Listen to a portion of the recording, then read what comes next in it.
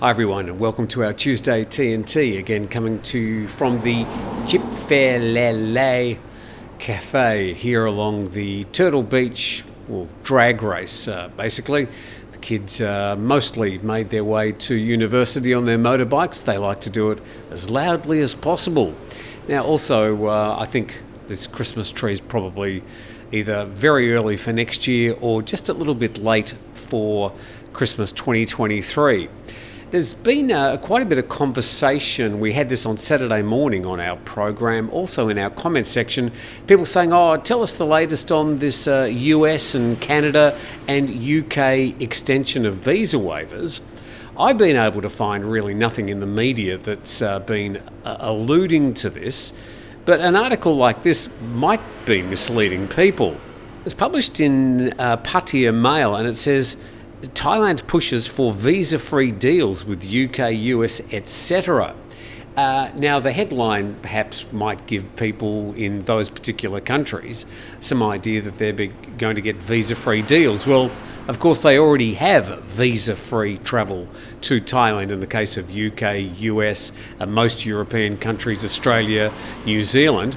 The Thai Premier, Seta Thavisin, has told the Cabinet that he's seeking a much more powerful Thai passport which will enable holders to enter far more than the 34 countries which currently do not require a prior visa or visa on arrival.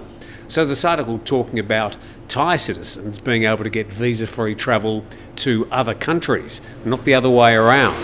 The article says the Thai government should now push for visa exemptions for Thai nationals with European nations, the UK, the US and Australia, none of which allow Thais visa-free entry, even though their nationals are visa exempt to Thailand for 30 days, with an easy option to extend for a further month at local Thai immigration. So I'm not sure if that original headline perhaps set people off thinking that it was something to do with the extension of visa waivers for people coming into Thailand from countries like the US, Canada, the UK, some European countries, Australia, New Zealand, South Africa, etc. As far as I know, there's just nothing to report on that matter.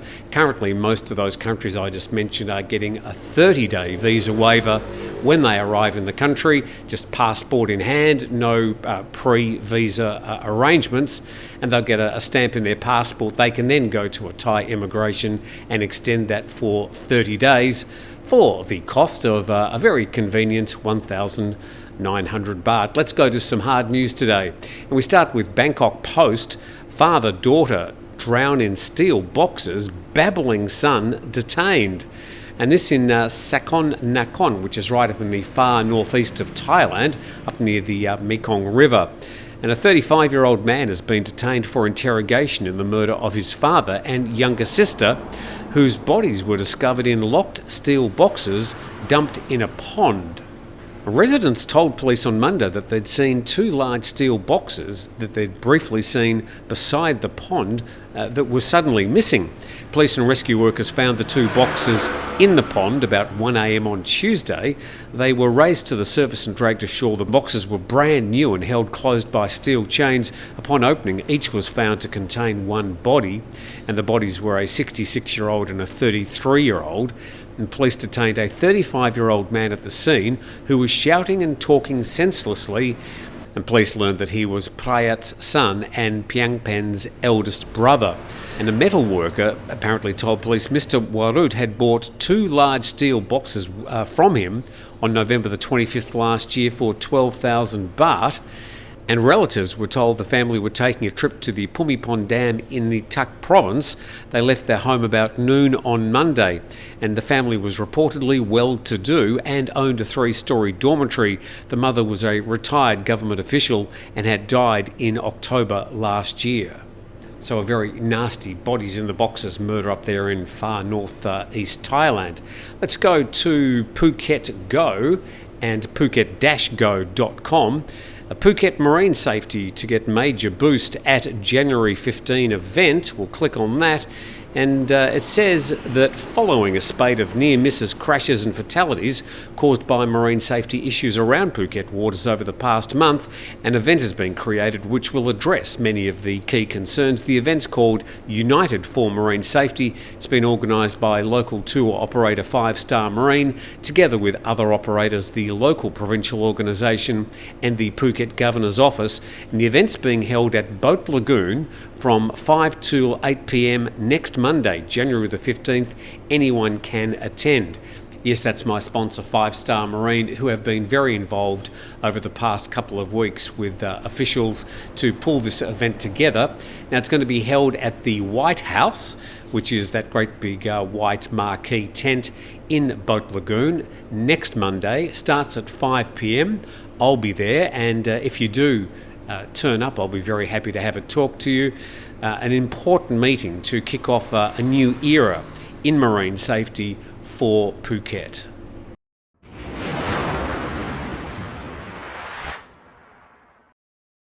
Our Wednesday TNT, I think I might have said Tuesday a bit earlier, sorry about that, to this story, which is a follow-up on the Public Health Minister's new cannabis bill. And we read this from bangkokpost.com. Pot law won't blunt arrivals. Interesting question as to how many people might have travelled to Thailand over the past year because of the delisting of cannabis from the illicit drugs list. Was that part of your decision to visit Thailand over the last year? And tourism operators say the new cannabis and hemp draft law prohibiting recreational use could lead to dispensaries closing down, but it wouldn't affect the overall tourism industry. And earlier this week, the Public Health Minister Cholnan endorsed a new draft of the Cannabis and Hemp Control Bill, aiming to restrict recreational usage, limiting it to medical purposes. The draft requires Cabinet approval before it's submitted to the House of Representatives for consideration. So another couple of months at least, plus the gazetting, which will take 90 days. So probably another 6 months of situation as normal on that particular issue. Given the lack of regulation, so says the bangkokpost.com, concerns arose over illegal weed use among youngsters and widespread recreational use among foreigners in public areas, unaware such actions were against the law, and technically still are. If the new draft is enacted, roughly 20% of cannabis shops might shutter based on decreasing demand. This is a spokesperson from the island of Koh Samui. So what do you think? How many of these dispensaries will close with these new laws? They say 20%. I think it would be more like 50%. Interested in your thoughts on that. However, it wouldn't disrupt the tourism industry, as cannabis and hemp usage are not a major draw for foreign tourists to Thailand. And then he says this group is not a target segment for the country. Cannabis stores have been in fierce competition lately as owners compete for customers amid sluggish inbound travel. And the secretary of the Pattaya Entertainment Association said many foreign tourists in the city smoke weed in public areas and inside entertainment venues without knowing the rules, disturbing other customers and pedestrians in the area. During the vacuum period for regulations, officials were unable to enforce the law against misuse. That's been, I suppose, the biggest problem, the complete lack of any rules and regulations after this decriminalisation. It wasn't last June, it was June the year before, wasn't it? Wow, doesn't time fly? In addition, along Pattaya Walking Street, many street vendors are selling weed without sufficient quality control, leading to negative outcomes for consumers. So interested to hear what you think, whether the changes to, well, the introduction of an actual cannabis bill is going to make any difference to Thailand tourism at all. I don't really think it will, but you might have other thoughts on that matter, and I look forward to hearing them. Okay, we go to nationthailand.com, talking about people coming into Thailand, and Chinese tourists top foreign arrivals in the first week of 2024. There was 605,537 foreign tourists from January the 1st to the 7th, but this number was some 23% lower than the last week of December last year. And the Tourism and Sports Minister attributed this drop to the end of the New Year holidays, during which the number of arrivals from all major tourism markets of Thailand dropped. And the top 5 arrivals in Thailand for the first week of January, comparing it to the last week of December, are, so you can see there, number 1 to 5, China, Malaysia, Russia, South Korea and India. The Chinese numbers down some, nearly 19%, comparing the last week of December to the first week of January. Malaysians down, nearly 50%, comparing those 2 weeks. So a bit of interesting statistics. Now, just a few quick stories about flights coming into Thailand.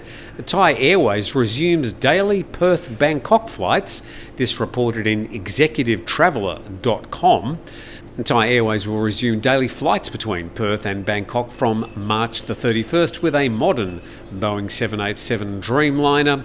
This will be the only direct flight on the Bangkok-Perth route, with all other airlines such as Singapore Airlines, Scoot, Malindo Air, Malaysia Air and Air Asia requiring a stopover at their respective hubs.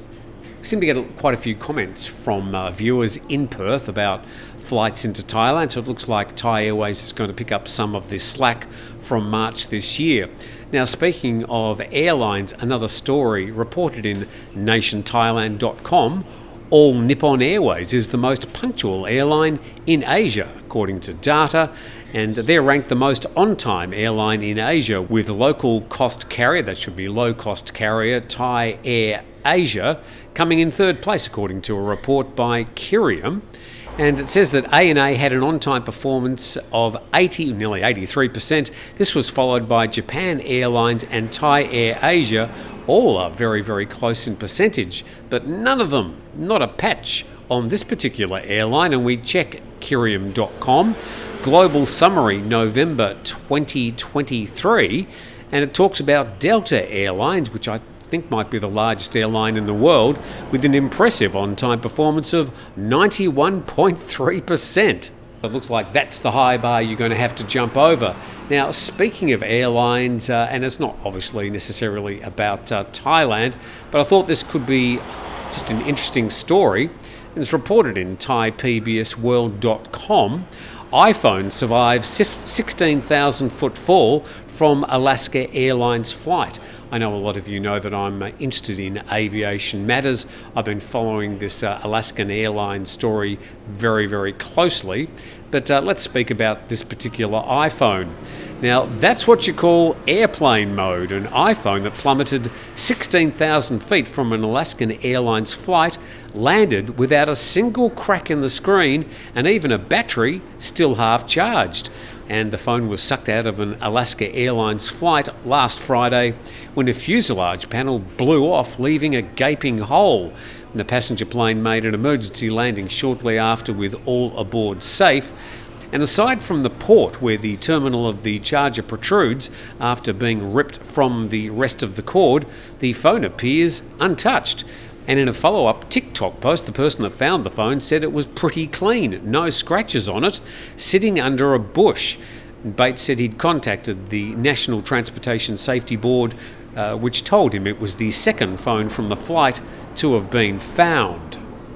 Without going too much into that particular matter, I was interested when Alaskan Airlines, in the very early days after this particular incident, said they'd inspected others of their Boeing 737 MAX 9 jets and put them back into service after inspection. I was thinking, how can they do that? Because they don't even know what they're looking for. There's got to be a full investigation by the NTSB to find out exactly how that particular part of the plane blew off the side, what was missing, what was left. Was it a manufacturing problem or a maintenance problem, given this jet was only first flown in October last year, so basically a brand new plane. So I don't know how they can possibly put any of these planes back up into the sky, even after inspections, because they don't know what they're looking for at the moment. And with that, you won't find me on a Boeing MAX plane, I can tell you that. Thank you for watching today. Hopefully you're a bit more up to date with things happening around Thailand as we come to you from our temporary studio, as I'm still months away from getting the internet apparently, and in the meantime we're sort of camping in a little apartment which will eventually become the third beach house which we'll have available for short-term rental. A big thumbs up for our sponsor, 5 Star Marine, at 5starmarinephuket.com. Thank you for watching. Please subscribe to the channel, and we look forward to seeing you tomorrow.